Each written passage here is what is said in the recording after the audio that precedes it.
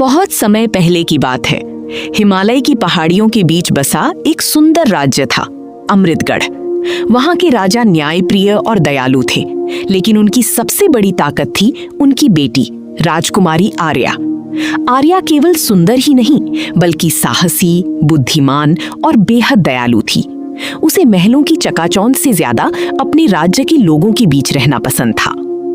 एक दिन राज्य में अचानक अजीब घटनाएं होने लगी।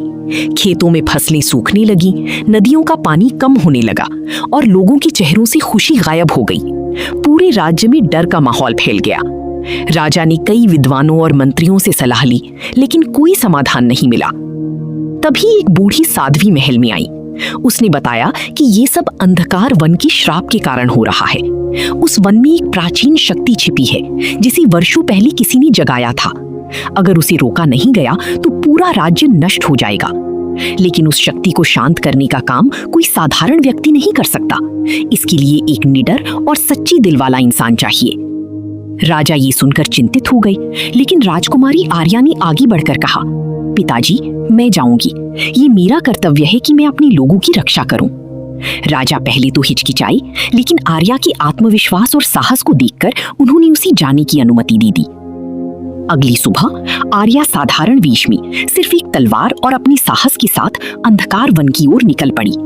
रास्ता कठिन था, घनी जंगल, अजीब आवाजें और हर कदम पर खतरा, लेकिन आर्या ने हार नहीं मानी।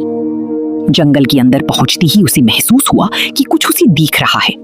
अचानक एक विशाल छाया उसके सामने आई। वो एक प्राचीन रक्षक था जो उस शक्ति की रक्षा कर रहा था।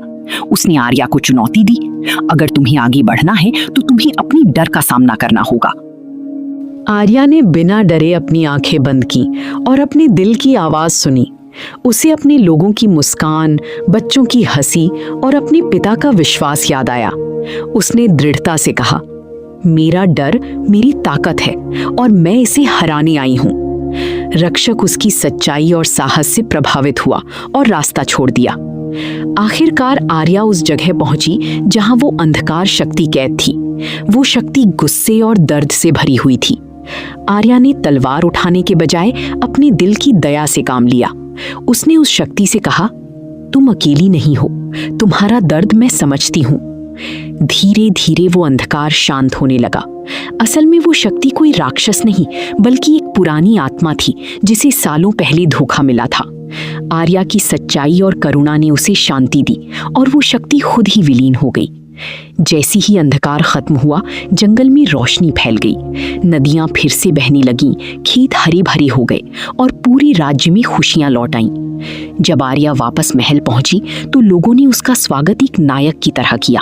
राजा की आंखों में गर्व के आंसू थे। उस दिन से आर्या सिर्फ एक राजकुमारी नहीं रही, बल्कि अपने राज्य की सच्ची रक्षक बन गई। और इस तरह साहस और दया की ताकत ने एक पूरे राज्य को बचा लिया।